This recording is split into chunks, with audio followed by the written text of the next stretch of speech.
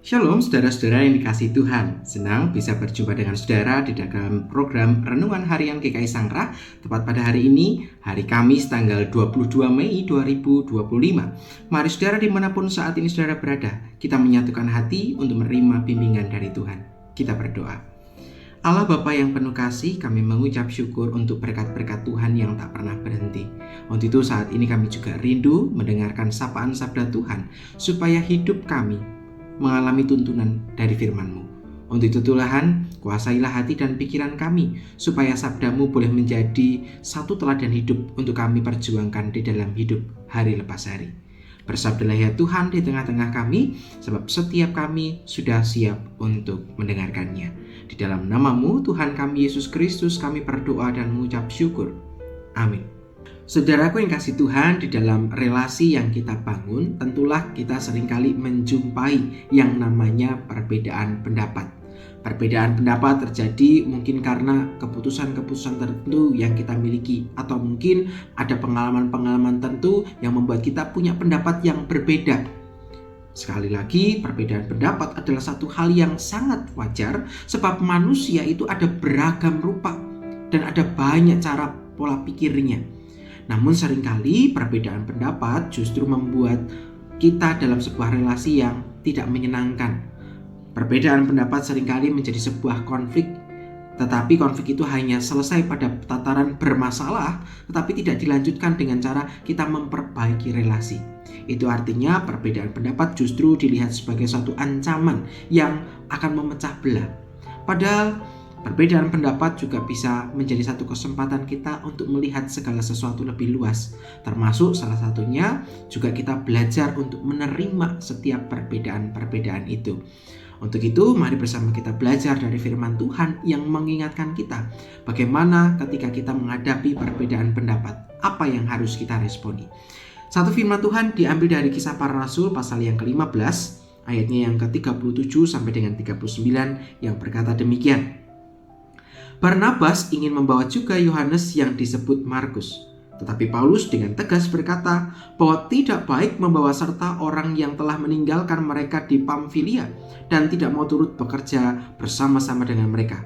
Hal itu menimbulkan perselisihan yang tajam, sehingga mereka berpisah dan Barnabas membawa Markus juga sertanya berlayar ke Siprus. Nah, saudaraku yang kasih Tuhan, di dalam bagian ini menjelaskan tentang bagaimana Paulus dan Barnabas yang mengalami sebuah perbedaan pendapat. Kita tahu bahwa Paulus dan Barnabas adalah para murid yang setia mengikuti Tuhan. Barnabas sendiri adalah salah satu murid yang menggantikan Yudas Iskariot. Dan Barnabas juga punya peranan penting di dalam kehidupan Paulus. Dikatakan dalam Kisah Para Rasul pasal yang ke-9 ayat 27 bagaimana ia membela Paulus di hadapan para pengikut. Sehingga inilah yang membuat persahabatan pelayanan antara Paulus dan Barnabas begitu dekat. Ternyata dari perjalanan pelayanan itu timbul sebuah masalah ketika kemudian Barnabas hendak mengajak salah satu murid bernama Markus untuk melakukan pelayanan bersama-sama.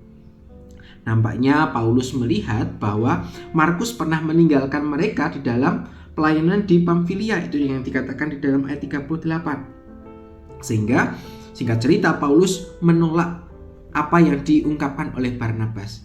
Terjadi ketidaksepakatan hingga akhirnya mereka memilih jalan sendiri-sendiri untuk terus melayani Tuhan. Sehingga Barnabas beserta dengan Markus pergi ke daerah Siprus, sedangkan Paulus dan Silas pergi ke arah Syria dan Kilikia. Nah, dalam bagian ini kita bisa melihat bahwa ketika konflik terjadi, kemudian pengambilan keputusan, itu membuat mereka dalam pelayanan tidak berhenti melayani, tetapi mereka terus melanjutkan pelayanan. Bahkan kita dapat menemukan tidak ada satu kata yang menjelek-jelekkan di kemudian hari yang dari surat antara Barnabas dan Paulus yang mengomentari tentang rekan-rekannya. Maka dalam bagian ini kita bisa melihat bagaimana setiap kali perbedaan pendapat kita diajak untuk tidak menjatuhkan orang, tidak menilai secara subjektif. Karena kita menyadari bahwa setiap kita diundang untuk melayani bersama-sama dengan Tuhan. Lewat segala jalan yang kita lakukan, kita diajak untuk terus berpusat kepada Kristus. Dan kita tahu setelah sedemikian panjang jalannya pelayanan, ternyata konflik ini boleh semakin berdamai. Rekonsiliasi kemudian terjadi. Dari mana kita tahu? Firman Tuhan menyebutkan di dalam Kolose pasal 4 ayat 10, 2 Timotius pasal 4 ayat 10, Paulus menyebut Markus sebagai teman sepelayanannya. Itu artinya Paulus akhirnya mengakui Markus juga menjadi bagian dari pelayanannya. Sehingga kita bisa melihat apa yang dilakukan ini adalah suatu tindakan Allah yang mempersatukan para pelayannya, dipersatukan oleh kasih Allah. Nah, saudaraku yang kasih Tuhan, apa yang ingin Tuhan katakan melalui firman ini? Tuhan mengajak kita ketika kita punya banyak perbedaan pendapat dengan orang-orang di sekitar kita. Kita diajak untuk belajar mengendalikan diri dalam merespons segala sesuatu. Jangan sampai tindakan kita, perkataan kita justru melukai dan menjadi batu sandungan bagi rekan pelayanan kita atau siapapun itu. Yang kedua, kita diajak Tuhan untuk bekerja sama di dalam kehidupan ini. Perbedaan pendapat justru mengajak kita untuk melihat lebih luas dan kita diajak untuk bersama-sama menemukan jalan yang terbaik. Dan terakhir, dalam perbedaan pendapat, kita juga diajak untuk mengampuni. Mungkin ketika orang memandang salah kepada diri kita, mungkin melukai hati kita, kita diajak dan diundang untuk memberikan pengampunan. Nah, saudaraku yang kasih, mari bersama di tengah segala perbedaan pendapat yang sedang terjadi. Mari kita jangan hanya berhenti pada konflik saja, tapi mari kita berupaya untuk memperbaiki relasi yang ada. Sebab kita diundang dan dipersatukan menjadi para murid Kristus yang harusnya menjadi berkat bagi siapapun itu. Maka selamat berjuang membangun kembali relasi-relasi kita. Kiranya firman hari ini boleh menjadi kekuatan bagi kita semua. Kita akhiri permenungan ini dalam doa kepada Bapa. Bapa, ampuni kami ketika seringkali kami mengalami perbedaan pendapat hingga kami membuat berhenti dalam melayanan kepada Engkau. Seringkali dalam perbedaan pendapat kami merespon secara berlebihan sehingga mungkin perkataan dan tindakan kami melukai hati orang lain.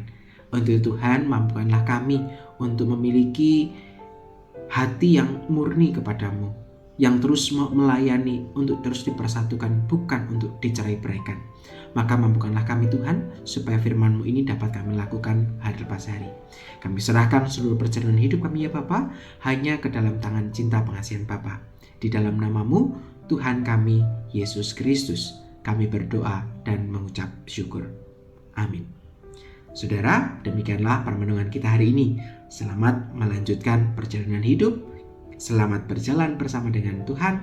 Kasih Tuhan senantiasa beserta dengan kita. Tuhan memberkati kita semua. Sampai jumpa.